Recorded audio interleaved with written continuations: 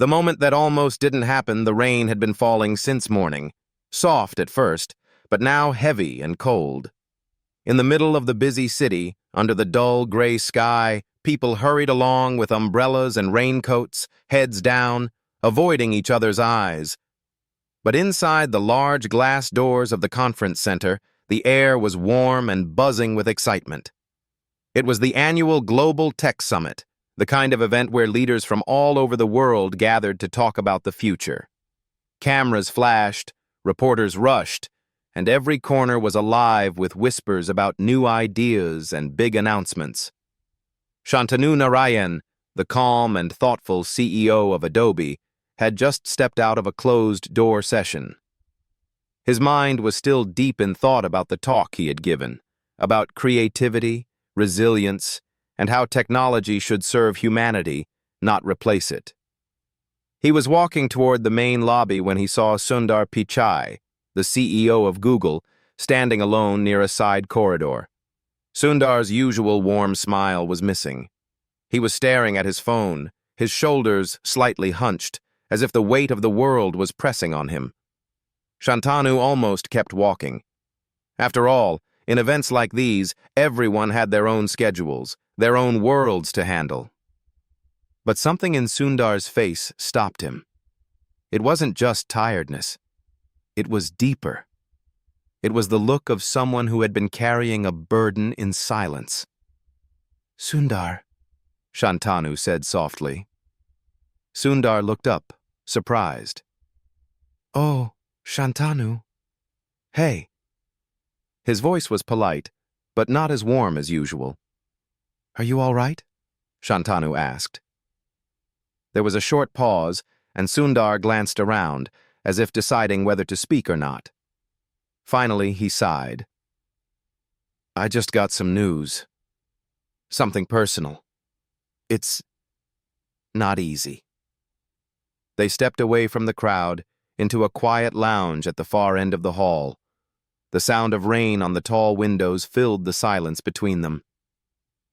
"You don't have to share if you don't want to," Shantanu said gently. Sundar hesitated, then said, "It's my old teacher from India, the one who believed in me before anyone else did. She's very sick. The doctors say she doesn't have much time. I promised her once that I'd visit again, but I kept postponing because of work. Now I don't even know if I can make it in time." His voice broke slightly at the last sentence. Shantanu listened quietly. He knew this wasn't just about guilt. It was about love, gratitude, and the fear of running out of time. "When was the last time you spoke to her?" Shantanu asked. "Almost a year ago," Sundar said, looking down. "She told me she was proud of me, and I told her I'd see her soon. I never imagined that soon might never come." For a moment, they both stood there, the noise of the summit fading away. "Sundar," Shantanu said, "you've built things that touch billions of lives. But sometimes the most important thing we can do is show up for just one person. If she was there for you when no one else was, then maybe now is your moment to be there for her." Those words seemed to hit Sundar deeply. He nodded slowly, but his eyes were still clouded with uncertainty. "What if it's too late?" "Then you'll know you tried," Shantanu replied. "And sometimes, trying is the greatest act of respect." At that moment, neither of them knew that the decision Sundar would make in the next few hours would lead to a chain of events that would be remembered far beyond the walls of this conference. A moment that the world would one day talk about, not because it was grand or loud, but because it was honest, human, and filled with kindness.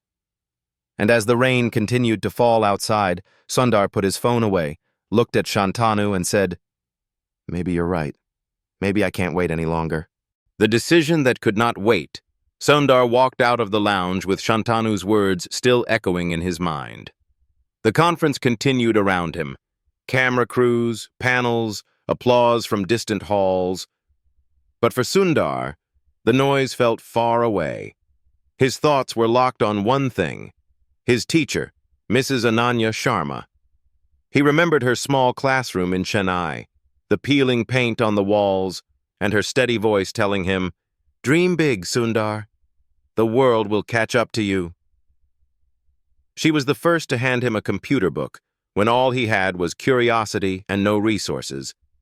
She had stayed after school, explaining concepts again and again, never giving up on him. And now, she was lying in a hospital bed. Sundar's assistant, Priya, found him near the exit. "Sir, the next panel starts in 15 minutes. You're the main speaker." Sundar hesitated. His entire team had prepared for this talk for weeks. It was supposed to be one of the highlights of the summit. But deep inside, he knew the truth.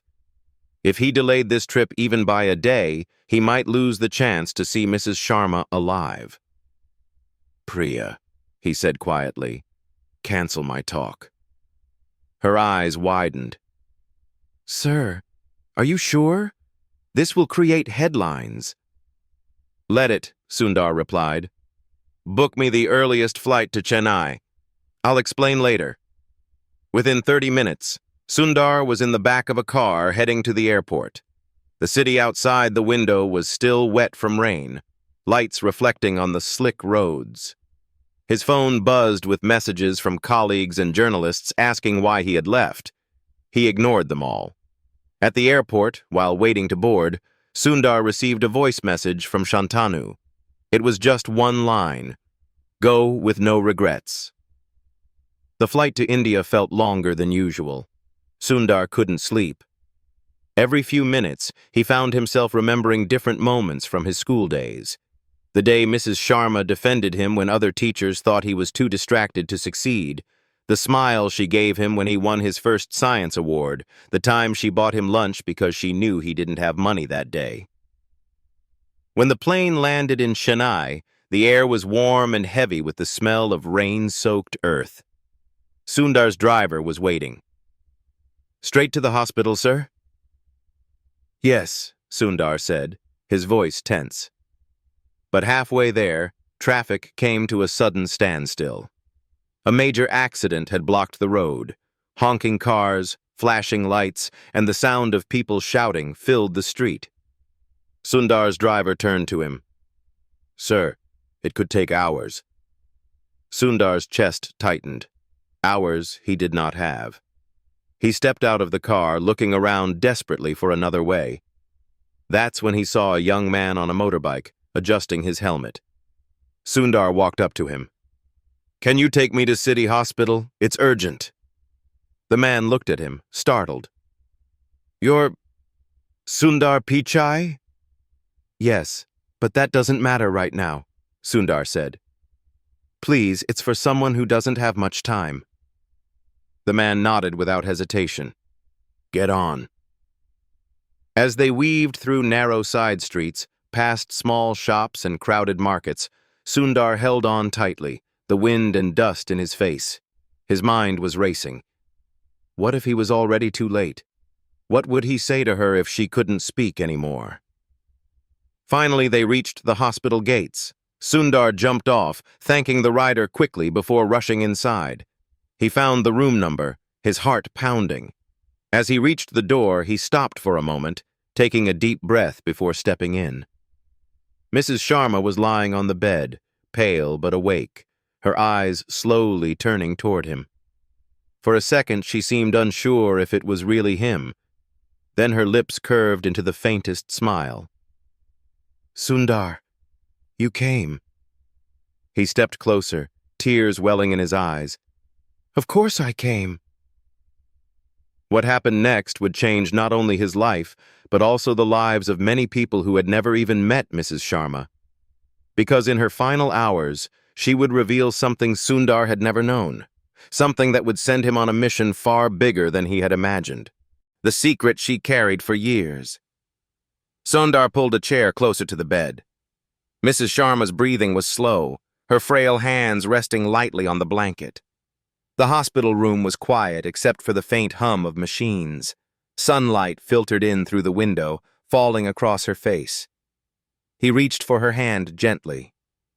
"I'm sorry it took me so long," he said. She gave a small shake of her head. You came. That's what matters. Her voice was weak, but her eyes were still sharp, still holding the same warmth he remembered from decades ago. They talked for a while about the past, the small classroom, the science fairs, the days when power cuts would plunge them into darkness, but she'd keep teaching by candlelight. Sundar felt a mix of joy and guilt, knowing those moments had shaped him more than he had ever told her. After a pause, she said, There's something I never told you, Sundar, and I think you need to know before I go. He frowned, unsure what she meant. Back when you were in your final year of school, she began slowly, you were almost removed from the program. The administration felt you were too quiet, too distracted, and not showing enough leadership. They wanted to replace you with someone else for the scholarship list. Sundar's chest tightened. I never knew this.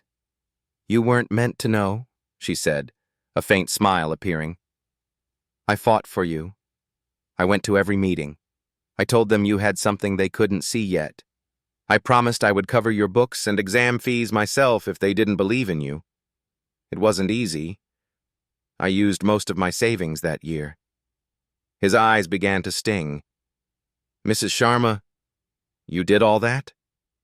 Yes, she whispered, because I saw a boy who thought deeply, who listened before speaking, and who would one day change things for the better. I didn't want your journey to end before it began. Sundar's mind swirled. All his success, every step that had led him here. There had been a moment, hidden from him, where it could have ended, and she had been the one to keep the door open. There's more, she said, her voice lowering. There's another student now. Someone just like you were back then. His name is Arjun, bright mind, quiet spirit. But he's about to drop out because his family can't afford the fees. I wanted to help him myself, but now I can't. Her fingers gripped his hand weakly. Promise me, Sundar. Promise me you'll help him. He swallowed hard, his throat tight. I promise. Her eyes softened. Good, because helping one child can change the world in ways you'll never imagine. They sat there for a while longer, speaking in low voices. Eventually, her breathing grew slower. The nurse came in and adjusted her pillow. Before Sundar left that day, Mrs. Sharma gave him a small, worn notebook. My notes, she said, for you and for him. Outside the hospital, the evening air felt heavier than the humid heat. Sundar stood for a long moment, holding the notebook close. Inside were the seeds of her teachings, the lessons that had shaped him and could now shape someone else. But finding Arjun would not be simple, and as Sundar soon discovered, the boy's story was tangled in problems far bigger than just paying school fees. The search for Arjun the next morning, Sundar stood outside the hospital gates, the small notebook still in his hand. The pages were old and yellowed, filled with neat handwriting and underlined phrases. On the first page, written in Mrs. Sharma's familiar style, were a few words. Arjun Mehra. Never let him be forgotten. Sundar didn't know where to start. Mrs. Sharma had not given an address, only a name and the mention of a government school in the outskirts of Chennai. But he had promised her, and he would not break that promise. He called his local contact, Ramesh, who often helped with community projects. Ramesh, I need you to find a student named Arjun Mehra. He studies in a government school near Chennai, maybe in the North District. It's urgent. Ramesh paused on the line. There are many government schools here, sir, and Arjun Mehra is not a rare name. This might take some time. Then let's start now, Sundar said firmly. By noon, they had visited 3 schools. At each one, Sundar spoke quietly to the principal, explaining he was looking for a boy with exceptional talent but financial troubles. Some shook their heads, others promised to ask around. At the fourth school, a kind-looking teacher named Lakshmi remembered the name. Yes, Arjun is in class 10. Very bright, very polite.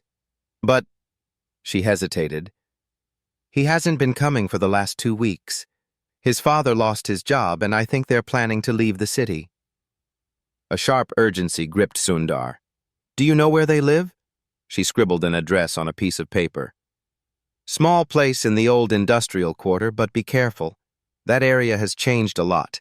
Many families are struggling. The industrial quarter was a world away from the bright streets of the city center. Narrow lanes wound between crumbling buildings, stray dogs wandered, and the air carried the smell of rust and smoke.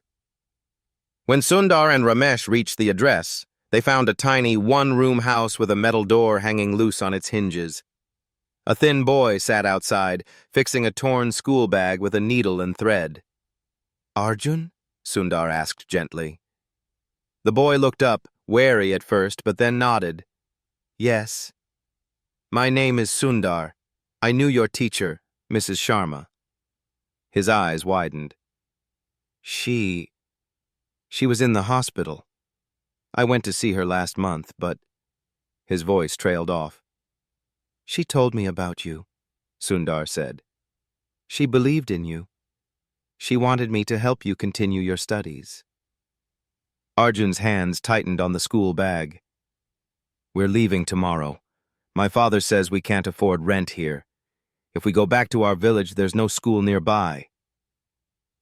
What if I told you that you don't have to leave? What if your education was fully taken care of? The boy blinked, unsure if he had heard correctly. But why would you help me? Because someone once did the same for me, Sundar said quietly. And because you deserve the chance to see how far you can go. Before Arjun could reply, a man stepped out from inside the house, tall, thin, with tired eyes. Sir, whoever you are, thank you, but we don't take charity. Sundar met his gaze steadily. This isn't charity. It's an investment in your son's future.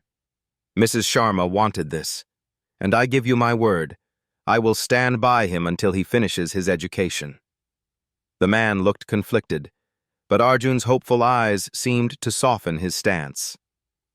Let us talk inside, he said finally. Inside the small room, Sundar listened to their story, the job loss, the debts, the pressure from relatives to return to the village. It was clear this family's struggle was about more than just school fees, and as they spoke, Sundar began to realize that helping Arjun would mean facing problems that even his influence and resources might not be able to solve quickly. Because in the background, a local loan collector had already marked the family for repayment, and was not willing to let them leave the city without trouble. Ending line, to be continued in Part 5, where Sundar's promise is tested by forces determined to keep Arjun's family from moving forward. The promise under pressure. The air inside Arjun's home felt heavier as Sundar listened to the faint thud of footsteps outside. Arjun's father, Deepak, kept glancing toward the door, his jaw tense. Sundar noticed it. Is someone coming? Sundar asked. Deepak hesitated, then sighed. The loan man. He comes every other day. He says if we don't pay in full, he'll take whatever we have left. I've told him we can't, but he doesn't care. Before Sundar could speak, a loud knock rattled the metal door. Open it, Deepak! A voice barked. Arjun froze. His mother quietly pulled him closer, placing her arm protectively around his shoulders. Deepak opened the door a crack, but the man outside pushed it wider and stepped in. He was broad-shouldered, wearing a leather jacket despite the heat, his eyes sharp and cold. You think you can hide? The man said, scanning the room. His gaze stopped when he saw Sundar, clearly recognizing him from television and news. Well, this is interesting, the man said with a smirk. You bring a big man here to pay your debts? Deepak's voice was firm but low. He is here for my son, not for you. The man stepped closer. Everything in this city has a price. If you want to leave, you pay. If not, you stay and keep working for me until the debt is gone." Sundar stood up slowly. "How much is the debt?" The man raised an eyebrow. "It's not just about money. His labor is worth more than any cash. But if you really want to settle it, 5 lakh rupees. Deepak's face went pale. Sundar knew it was a ridiculous amount for what was likely a much smaller loan. "And if I pay you today?" Sundar asked. "Then they're free to go," the man said, his grin widening. "But I'll need it in cash. No bank transfers. I don't like paper trails." Sundar glanced at Ramesh, who had been standing quietly in the corner. "Can we arrange it now?" Ramesh nodded hesitantly. "Yes, but Sundar, you know paying him like this will encourage him to do the same to others." Sundar's eyes hardened. "I'm not letting Arjun's future be destroyed over this man's greed. We'll deal with him later. Right now, we get them free." Within 2 hours, Ramesh returned with a bag. The man counted the bundles slowly, enjoying the power he held in that moment. Finally, he nodded. "They're clear. I won't bother them again." He left, but not before giving Sundar a final, lingering look. A look that said their paths might cross again. That night, Sundar arranged temporary housing for Arjun's family in a safer neighborhood. He spoke to the principal of a reputable school nearby and secured admission for Arjun starting the next week. He even made arrangements for a scholarship that would cover not just fees, but books, uniforms, and meals. But as he watched Arjun settle into his new home, Sundar knew the real challenge had just begun. The boy had been out of school for weeks, shaken by uncertainty. He would need not just resources, but guidance and belief, the kind Mrs. Sharma had once given to Sundar himself. So Sundar decided something important. He would not simply sponsor Arjun. He would mentor him, meet him regularly, and make sure he never felt alone on the journey ahead. What Sundar didn't expect was that Arjun, shy and reserved, carried his own hidden story, one that would soon test both of them in ways neither could have imagined. Ending line. To be continued in Part 6, where Arjun's hidden truth comes to light and Sundar faces his most personal challenge yet. The hidden truth. The days that followed were busy for Sundar. Between his work commitments and visits to Arjun's new school, he found himself adjusting his schedule in ways he hadn't done for years. Every Saturday afternoon, he met Arjun at a small library near the housing complex. They would talk about schoolwork, life, and the importance of staying curious. At first, Arjun was quiet. He answered questions politely but never volunteered much. Sundar assumed it was shyness, until one afternoon when a heavy rain forced them to stay indoors longer than usual. Sundar noticed Arjun staring at a book on the table but not opening it. "Don't you want to read?" Sundar asked gently. Arjun hesitated, his fingers tightening around the edge of the book. "I can't," he said finally. Sundar frowned.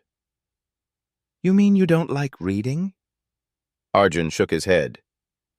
"No, I mean, I can't read very well. I can write some words, but reading is slow for me. I've been pretending in school. Mrs. Sharma knew, but she never made me feel ashamed. She was teaching me slowly, after classes, so no one would laugh." The realization hit Sundar hard. This was more than a financial problem. It was a gap that could crush Arjun's confidence if not handled carefully. "Arjun," Sundar said quietly, "there's nothing wrong with where you are now. What matters is where you can go from here, and we'll work on it together."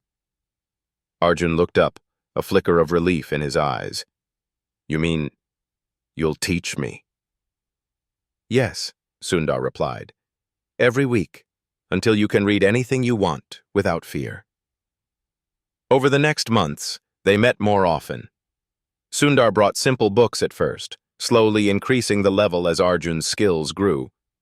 Some days were frustrating for the boy, but Sundar reminded him of what Mrs. Sharma had told him long ago. progress is measured not by how fast you reach the top, but by the fact that you keep climbing. In the middle of this journey, Sundar received an invitation to speak at an educational conference in Delhi. He thought of declining, until he realized it was the perfect chance to share Mrs. Sharma's story and show the power of investing in one child. He asked Arjun if he wanted to come along. At first, Arjun said no, worried about being in front of so many people. But Sundar said, "Sometimes the world needs to see what quiet determination looks like." A week later, on the stage in front of hundreds of educators, Sundar spoke about Mrs. Sharma, about her belief in him, and about the promise he had made in her hospital room. Then he called Arjun to the stage.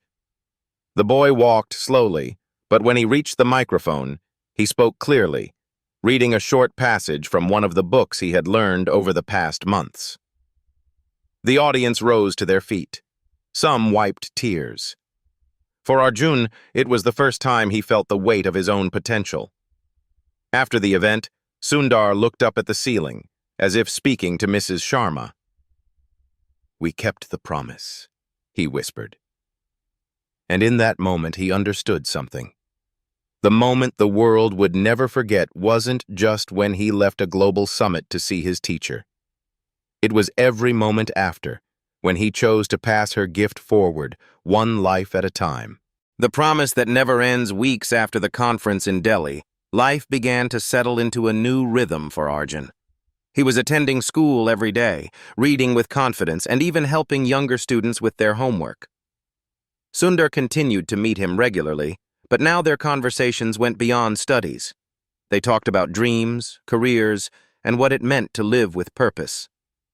One afternoon, while they sat in the same quiet library where Arjun had once confessed his struggle, the boy asked, "Sir, why did you help me?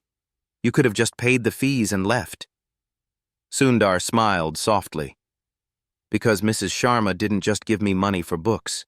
She gave me time, belief, and guidance. And I learned something from her. Real help is not about solving one problem. It's about walking with someone until they can walk on their own." Arjun nodded slowly. "Then, one day, I want to help someone too." "You will," Sundar said. "And when that day comes, remember to do it without expecting anything in return. That's when it matters most." Months passed, and Arjun's progress amazed everyone around him. He began winning small awards at school for science projects. Sundar often watched him from the back of the hall, quietly proud, never drawing attention to himself.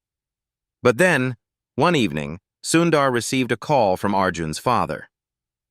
"Sir, there's something you should know," Deepak said. "Arjun's old schoolmates from the industrial quarter heard about his success, and one of them is in trouble. He asked Arjun for help, and my son, he wants to go back there to see him." The words sank in slowly. Sundar understood immediately. The cycle was beginning again, only this time, Arjun was the one carrying the torch.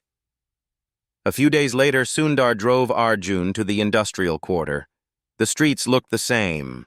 Worn buildings, narrow lanes, the same smell of rust and dust. But this time, Sundar noticed something different. The fear that had been in Arjun's eyes months ago was gone. They found a small group of boys gathered near a closed shop. One of them, thin with messy hair, stepped forward. "Are you Arjun?" "Yes," Arjun said. "Mrs. Sharma helped me once, through someone who believed in me. Now I want to help you." Sundar stood a few steps back, letting the moment unfold. He could see the younger boy's hesitation, the same hesitation Arjun had once carried, and he knew this was the beginning of another story, another promise. On the drive home, Sundar looked at Arjun. "You didn't need me today. You handled it yourself." Arjun smiled faintly. "Maybe, but I learned it from you, and from her." As the car rolled past the hospital where Mrs. Sharma had spent her last days, Sundar felt a quiet peace settle over him. The world would forget many things, but moments like these, small acts of kindness that create ripples for years, they would live on in ways no headline could capture. And so the promise made in a quiet hospital room did not end. It simply passed from one set of hands to another, growing stronger with each life it touched. Because in the end, the moment the world would never forget was not just between Shantanu Narayen and Sundar Pichai. It was between every person who chose to believe in someone else, even when the rest of the world could not see their worth.